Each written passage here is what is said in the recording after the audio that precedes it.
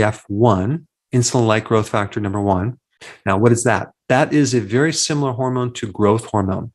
Growth hormone is made by your pituitary gland. It's sent to the liver. It works through the liver.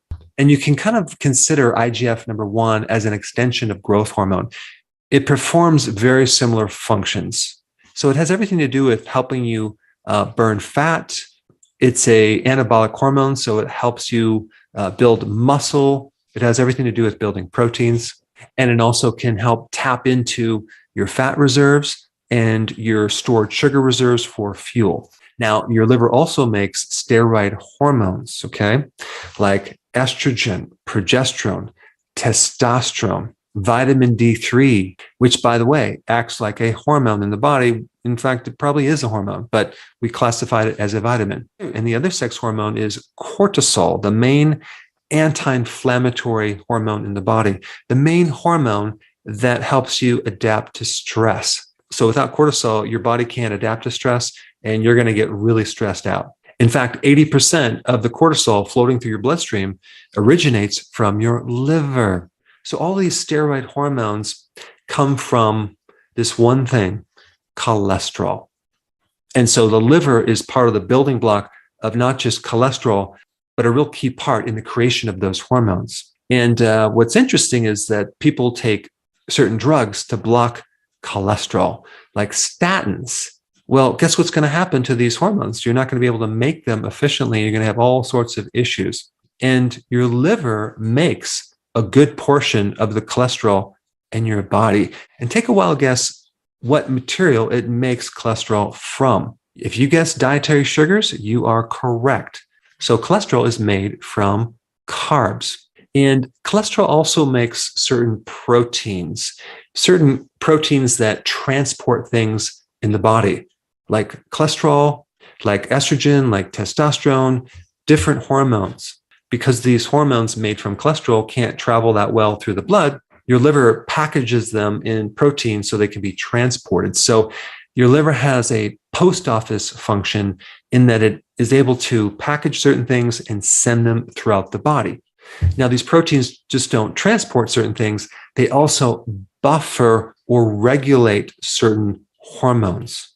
So if there's too much estrogen, for example, or too much cortisol, your liver will buffer that with these proteins to make sure that things are in balance. All right, so those are just some of the many functions of the liver. Your liver actually has 500 different functions. Now, before I get to the food, I just want to briefly mention the different symptoms that occur when you have damage to the liver. One would be itchiness in the body. Another one would be that your skin and the whites of the eyes turn yellow. That's called jaundice. The next one is lethargy. And then you have achy joints. So many people who are stiff and have inflammation in the joints really have a liver problem. Feeling nauseous is a big symptom of the liver. Having a lowered cognitive function could be liver related. And if you have gallstones, there's definitely a problem with the liver, simply because the liver makes bile, and it's a deficiency of bile and a high level of cholesterol that makes you end up with gallstones. All right, so now let's dive into the best foods for your liver, okay? Number one, cruciferous vegetables, okay? Talking about kale, broccoli, Brussels sprouts, radish, arugula, wasabi, mustard greens. They are all cruciferous vegetables. They are very high in a natural phytonutrient called sulforaphane. And sulforaphane helps to detoxify the liver. It helps the liver to get rid of inflammation. And inflammation leads to insulin resistance. It leads to high insulin. It leads to diabetes, and it can even lead to cancer. So sulforaphane is a really important liver protective compound, and it can also help if there's fat in the liver. And with enough sulforaphane, let's say, for example, if you drank too much coffee, sulforaphane helps to quickly detoxify things like caffeine, drugs, chemicals, and even poisons. Eating cruciferous vegetables with sulforaphane can even enhance the liver to the point of having an enhanced function of the liver even 2 weeks after where you stopped eating cruciferous vegetables. So some of the effects from eating cruciferous vegetables extend into the future, even if you don't eat them. That's pretty cool. Now, if you consume cruciferous sprouts, okay, you get a major enhancement in sulforaphane, especially when we're talking about broccoli sprouts, radish sprouts, and even mustard seed sprouts. So sprouting is a very, very smart thing to do because all you need is just a little bit of those sprouts on your salad to create a huge effect. You see, one of the key enzymes to activate sulforaphane is destroyed with heat. So if you overcook broccoli or especially cauliflower, you're not going to be able to get this full magnitude of sulforaphane unless you at the same time add a little sprouts to your salad or a little bit of raw cruciferous. Or if you added a little bit of mustard to your meal, because mustard has a lot of that enzyme, because it's a cruciferous, that will help activate sulforaphane in the food that is cooked. So this is just another reason why when you have a salad, you want to add different things to it, like sprouts.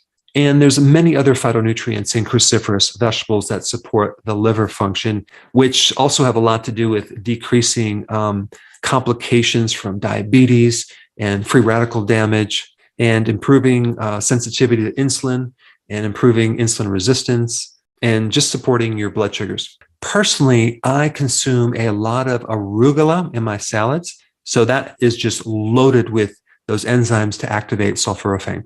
I also do a lot of raw cabbage, like coleslaw, for example, and sauerkraut, which is just loaded with the enzymes to activate sulforaphane. So out of all the things you can eat, cruciferous is at the top of the list. Now, the number 2 item is garlic. Now, garlic is something that is loaded with sulfur, and sulfur is a wonderful thing to detoxify the liver and also act as a natural antibiotic. So it's very, very antibacterial, antifungal, antiviral. And garlic is really good for stripping off fat from your liver. And garlic also has a lot of vitamin B1 as well. I mean, garlic is just one of those superfoods. It's anti-inflammatory. It's a very powerful antioxidant, and it has huge anti-cancer properties. All right, the next one for the liver is turmeric, okay? Now, the active phytonutrient in turmeric is curcumin. Curcumin is just a powerhouse in reducing inflammation. There was someone recently who had lifelong headaches, okay? And they had to take copious amounts of Tylenol for years and years and years, and their liver has been going downhill. And so one of the key things that she did is started taking turmeric on a daily basis. And so not only did her headaches go away, but now going in the future, not having to take Tylenol, her liver is going to do much, much better. Now, one thing I want to say about the liver is that the liver is rugged. It's tough. It can bounce back unless it's completely destroyed. It only needs a little bit of itself to function. And a lot of people have destroyed a good portion of their livers, and they're able to exist and survive, which is quite amazing. But out of all the organs, the liver is the most robust.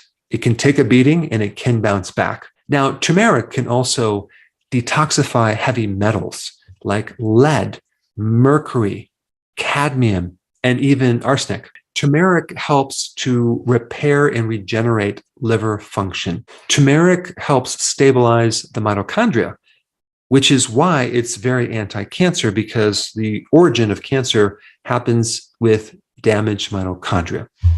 Turmeric is very heavily studied, especially in its ability to decrease fat on your liver. So if you combine a ketogenic diet, low carb, with intermittent fasting and turmeric and some of these other compounds, you are going to be in really good shape as far as having a healthy liver. Now, the next one on the list is beets.